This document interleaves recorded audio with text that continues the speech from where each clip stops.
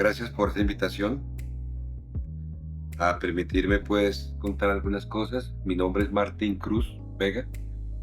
Soy firmante de paz del Acuerdo de La Habana, en el cual pues creemos y creo profundamente en él.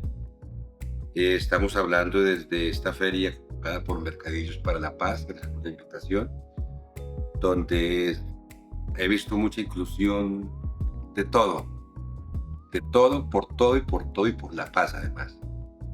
Me fascina la invitación, me fascina este esfuerzo que es un emprendimiento de muchos y es un paso más para ir tejiendo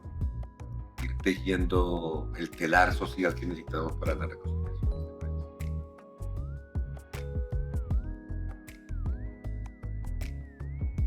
país. Sí, yo escribo desde 1980, desde que estaba en la clandestinidad, hice mis primeros pinitos en la escritura y pude conservar algunos borradores hasta el acuerdo de paz, otros se perdieron, los avatares de la guerra y la humedad deshace todo y todo, pues no hubo la posibilidad de hacer memoria porque no existía. Y entonces yo pues poco a poco yo comencé con los poemas al comienzo, ya no hago poemas, ya hago relatos y poco a poco he ido mejorando como el parazo decía García Márquez para escribir. Y yo creo que mi primer libro fue publicado en 2017, en marzo, todavía estábamos en armas. Yo fui encargado también de dejación de armas de las FAREP a nivel nacional y lo lancé en la Feria de Poesía de Medellín. Luego, el del 2018, publico El último fusil, extrayendo un poco la experiencia de dejación de armas y el trabajo de militares y guerrilleros en el cese del juego, pero también en la dejación de armas, que un papel importante y yo creo que hay que escribirlo.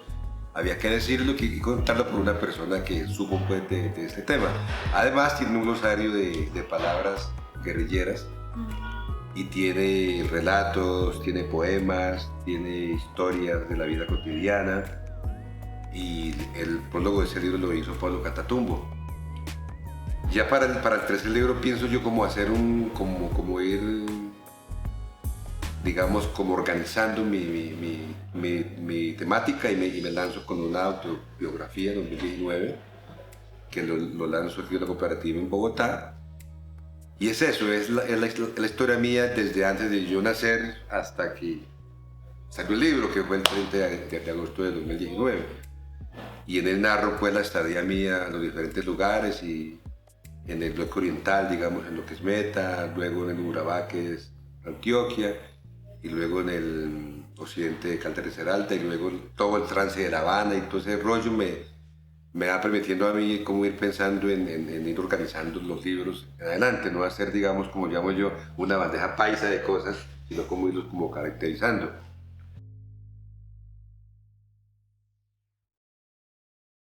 Es así como nace de las mascotas en el conflicto armado. El más exitoso, ¿no? El más exitoso, el más vendido, nunca creí que iba a ser ese. Hasta ahora pues, porque ahorita pues están los otros, pero están comenzando, pero es que va muy rápido, ya mascotas, prácticamente se me acabó el stock de mascotas. Y siguen pidiendo y vienen del sur de Bogotá por el libro y ya gente está en regiones por el libro. Interesante y eso me fascina mucho. Entonces yo creo que ahí entendí yo que había que pensar no visibilizarme yo, ni contar un poco la historia guerrillera, sino coger como una ruta que fue la ruta de la memoria. Es decir, contar cómo fue la guerra, cómo fue nuestra vida interna, cómo fueron nuestros amores, cómo fueron las mascotas, que es mi cuarto libro, una historia de 24 mascotas en el conflicto armado que narra cómo los animales vivieron con nosotros, fueron nuestros compañeros, aprendieron a sobrevivir también, murieron como nosotros en la guerra, pero nos dieron mucha alegría y fueron parte, digamos, de nuestra compañía en el conflicto armado y que nos disiparon muchas penas y amarguras porque la verdad los animales no saben odiar, ni saben de venganza, ni saben, le voy a hacer daño a Martín hoy porque me dejó sin comer ayer. No pasa, es un amor incondicional. basados en la memoria. Y para eso pues también parto de que puede hacer los libros colectivos, es decir, yo para cada libro, a partir del tercer libro, del cuarto libro, yo hago cuestionarios, preguntas para los muchachos y peladas que me ayudan. De hecho es una construcción colectiva entre hombres y mujeres combatientes que me encuentran la historia de Lorenzo, la historia de Sandy, la historia de Avance, la historia del Conejo de los Andes, la historia de Agustín, la iguana de la charca, diferentes historias. Entonces, pues es una forma también, es otra verdad que existe y que debemos relatarla. Mascotas es eso, es vivencias de nuestros animales en la selva. Cómo vivieron, cómo murieron, cómo aprendieron de nosotros también a sobrevivir, aprendieron a camuflarse. Uno, por ejemplo, le decía ayer a ti, nosotros cuando la aviación venía nos agachábamos, nos escondíamos, ellos aprendían eso. En mi chichina, que llama una mascota mía, un tití, el tití era sumamente inteligente, pero asombrosamente, y que nomás veía la aviación, se enterraba. Y comenzaba como a sacar la cabeza, así, ya pasó el peligro, ¿qué? Más o menos. Entonces, Mascotas realmente es el libro más vendido. Ese libro, humanamente, me dijo un profesor que era lo más humano que yo he hecho hasta ahora. Y ahí está para la venta y para poder hacer el siguiente libro.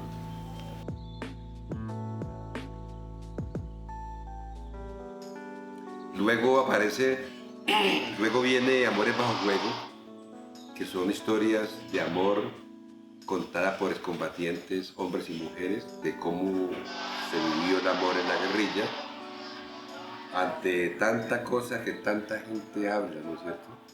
Sí, tanta especulación. Tanta especulación, y yo le preguntaba a una muchacha, ¿usted fue feliz en la guerra? ¿Tuvo pareja? Dijo, sí, Martín, y lo tuve de la manera, con frenesí, con pasión, con ganas, con química. Y yo, pero ¿cómo hacen para ustedes vivir así en ese ambiente de guerra? Dios, ese es otro elemento. Uno comparte con algo no solamente la muerte, sino también la muerte, como pasaba con nosotros. Y es más, no dependíamos de niños, que íbamos a tener una familia, porque no se podía, porque éramos una guerrilla pues móvil, trashumante, y menos prometerle cosas materiales, digamos, tengo un apartamento para ti, te ayudo con un arrendo, te doy para las uñas, para el cabello, no existía, solamente era el amor. Me enteré que uno sí se muere por amor, me enteré que el amor existió de una manera y tocaba ya, porque no era pues que le proponía a uno la persona y que decía, no, espere, yo le digo dentro de 4 meses. Eso no era posible porque uno se moría ellos, se moría uno. Tantas citas quedaron truncadas por esperar meses adelante. Entonces yo creo que es un relato para desestigmatizar también esa campaña que hay contra las mujeres guerrilleras, que era un harén de los comandantes, que los comandantes decían, necesito a aquella, necesito por allí, necesito a Paola, necesito a... Eso no es cierto. Cualquier manoseo, cualquier irrespeto era drásticamente sancionado. Y la JEP determinó que no es política de las FARC, nunca fue la violación sexual, pero hubieron casos. Y se sancionó de una manera drástica. Usted me dirá, ¿cuál manera drástica? Digo yo, el fusilamiento, por ejemplo. Pero los tocamientos, el irrespeto era sancionado drásticamente. Y se daban problemas internos, pero creo que la mujer tuvo un campo también importante de lucha y un campo bien fundamental, como las comunicaciones, la enfermería, el cuidado, muchas cosas, comportarse como guerrillera, como mujer, y también con un anhelo de vida y un anhelo de poder avanzar en la construcción de la paz, que lo hacíamos con las armas, ahora lo hacemos sin ellas. Este libro, que es mi última publicación hasta hoy, que fue lanzado el 29 de abril en la Feria del Libro de Bogotá, se llama Otras verdades de la guerra. ¿Cuáles verdades? Yo pensé mucho para escribir este libro, que es muy crudo realmente. Recomiendo leerlo por despacito. Y dudé, por eso va como es este libro. Y me dijo alguien, no, Martín, hay que contar la verdad. Si se trata de memoria, hay que decir la verdad. Por dura que haya sido y por dura y cruel que sea la verdad, hay que contarla. No lo hice por respeto a las víctimas, el respeto a los compañeros caídos, pero hay que contar, por ejemplo, que el libro en esencia son las actividades que produjeron laceración en la condición humana, que fueron todas. Por ejemplo, bombardeo, eso es una situación increíble para un ser humano. Por ejemplo, la mutilación de brazos, de piernas, pérdida de ojos, pérdida de orejas, senos de mujeres destruidos, vaginas, penes, hay que contarlo, es un útero, pero hay que decirlo. Por ejemplo, no tener comida, aguantar hambre, el hambre como un arma de guerra. ¿Qué significa marchar en la noche con un equipo de 30 libras y un fusil que pesa 20? Son acciones que hace uno que traumatizan y que laceran, digamos, la condición humana. Pero también hay temas interesantes. Por ejemplo, yo me aventuré a trabajar un tema que se llama las mujeres y la menstruación. Entonces yo lo que hago también es hacer el cuestionario y invitar mujeres que me cuenten de diferentes épocas, de los años 80, los años 70, y están bien avanzadas de edad, otras de años 2000, 90, hasta llegar a nuestros días, cuando no habían toallas higiénicas, o las había, pero eran unos colchones así grandísimos. Sí, y como a ellas les tocaba que hacerlas a mano, construirlas a mano, y no había tiempo casi de baño porque la guerra no daba tiempo para el aseo genital de ellas, contar cómo ellas hacían aseo con la cantimplora sin agua. Toda una cosa me parece muy interesante y bonita que la gente de Lima debe saber de esas cosas. Es nuestra verdad, tu verdad es distinta a la mía, la tuya es distinta, la tuya es distinta a la mía, es mi verdad. Es nuestra verdad de los combatientes que la gente debe conocer y que tenemos un anhelo político, un anhelo de poder, un anhelo de llegar a un país amable y en paz. Que cometimos errores, sí, lo hemos aceptado ante las víctimas, ante la Jurisdicción para la Paz, la Comisión de la Verdad, estamos contribuyendo a la unidad de búsqueda de desaparecidos, estamos hablando con las víctimas también, porque eso se trata de la Comisión de la Paz. A más verdades aporte, más contribución y menos sanción. En el caso, pues, soy compareciente también, yo soy compareciente de la jurisdicción y voy a ser sancionado por la jurisdicción, pero de manera restaurativa. No es cárcel, son acciones reparadoras que beneficien a la población. Mercadillos por la Paz creo que recoge un lema que yo tengo, que la palabra es mágica.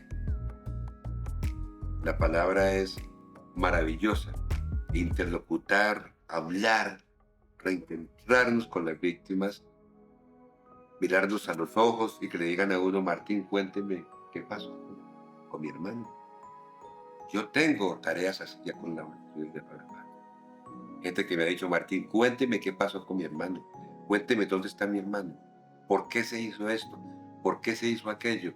Y tener yo la capacidad autocrítica de decirle sin más verdades, decirle: vea, pasó esto y esto con tu hermano.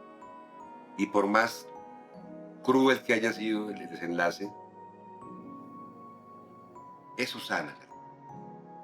Cuando a usted dice a alguien: sí, yo lo conocí, sé dónde está, lo voy a buscar, qué pena, qué dolor, la guerra fue muy larga, cometimos errores, estoy aquí para resarcir lo que hice malo. Yo he estado en sitios con víctimas como el Nogal, por ejemplo, como Bojayá, Lo Duro, y he estado en otros como el Jardín Antioquia, he estado con otros, Santa Cecilia Risaralda, en muchos eventos, en lo mismo en Meta, y todo llegando y todo es frío, todo es hielo, hasta el mediodía. Después del mediodía, el saludo es efímero y pasajero. La despedida es con abrazo, realmente. Es donde digo yo que la reconciliación tiene que darse por medio del diálogo franco. Hay que ser incluyente como lo es Mercadillos por la Paz. Usted mira aquí gente de todos lados. la iglesia, los evangélicos, la señora, el niño, el adolescente, la niña, todo el mundo identifica con una sombra que se llama la reconciliación. Yo creo que tenemos que trabajar es por reencontrarnos en la diferencia, aceptar que tengo mi verdad, tú la tuya, tú la tuya, tú la tuya, y vamos a hacer de esa verdad un relato que permita pasar la página de esta guerra. No para olvidar, al contrario, para nunca olvidar lo que pasó en la guerra, que fue desastroso y sigue siendo porque no encontramos el camino. Y no puede que Colombia esté condenada a la guerra perpetua. No puede pasar. Yo creo que tenemos fe de que esto tiene que pasar la página. Yo me acuerdo cuando estábamos en la guerra que habían capturas de militares en combate. Y no sé qué pasaba, pero será un poco incomprensible para ustedes, pero para mí es sencillo entender. Esa química que había entre ellos reducidos en combate y nosotros combatientes. Éramos amigos, hablábamos, nos identificábamos. Será por la misma actividad de la guerra que había. Y los primeros beneficiados, por eso digo yo en el libro, lo escribo de El último fusil, cómo los militares en el cese del juego bilateral no se dio tantos muertos porque ellos evitaron dispararle a la guerrilla cuando iban para los sitios de concentración, digamos, para los sitios de asentamiento. Decían, no disparen aquí porque esta es la paz que los favorecidos número uno somos nosotros. Y luego la historia de capitanes mayores que dijeron, me decían a mí, Martín, como la acción de armas estaba llena de militares, policías, la ONU, que los militares también nosotros, exacto, puros militares. Entonces me decía, Martín, voy a pasar la primera Navidad con mi familia en 20 años. Eso me partía el alma y el corazón. Y llegó un momento en que llegaba con la señora diciendo, gracias al acuerdo de paz voy a pasar con mi marido esta Navidad, este mismo año. Entonces yo creo que nosotros fuimos los primeros beneficiados. De hecho, pudimos haber evitado muchos más muertos si hubiéramos pactado el acuerdo de paz en el 84 en Casa Verde, por ejemplo. ¿Cuántos cientos de militares y guerrilleros no hubieran muerto? Pero no fue así. Yo pienso que el conflicto pues se desarrolló y todo lo comenzó en La Habana y culminó en La Habana un proceso y está montado en la paz total. Todo esto es una situación de que el diálogo tiene que contribuir acá y despojarnos, desarmar no solamente las armas, sino el corazón de la gente. Tenemos que reencontrarnos. Para mí, en este festival, esta feria de mercadillos, he vendido libros, me ha ido bien la verdad, pero más que eso es cómo interlocutar con gente que le dice a uno, Señor, por estar aquí, gracias por lo que estoy haciendo aquí. Paz. Eso para mí es muy alentador, lo que significa, y repito, la palabra es mágica. Hablando nos entendemos los seres humanos. Y yo creo que una buena estrategia es este tipo de actividades que ustedes promueven y que ojalá sean apoyadas por la alcaldía, por el gobierno, bien financiadas, que hagamos también temáticas. Ojalá podamos en Mercadillos la próxima tener las mesas de diálogo, de conversatorio. Yo desde mi emprendimiento con los libros, pero también el que produce la cerveza, el que produce la señora que tiene sus areticos, el que tiene sus pancitos, sus galletitas, podamos también presentarnos ahí para tejer más, mucho más. Porque cada uno que está en Mercadillos se lleva un mensaje, que es trabajar allá en la casa, en el hogar, en el barrio. Y los felicito. Y a Lima, a usted también, compañero, por lo que están haciendo. Me parece que yo miraba siempre que era Mercadillo. Ah, aquí no vendemos nada, Martín. Y después lo invitamos a Mercadillos. Claro, gracias por la invitación y aquí estamos viéndole. Y repito, termino diciendo, creo profundamente en la paz. Es mejor un proceso de paz imperfecto que una guerra perfecta. Gracias.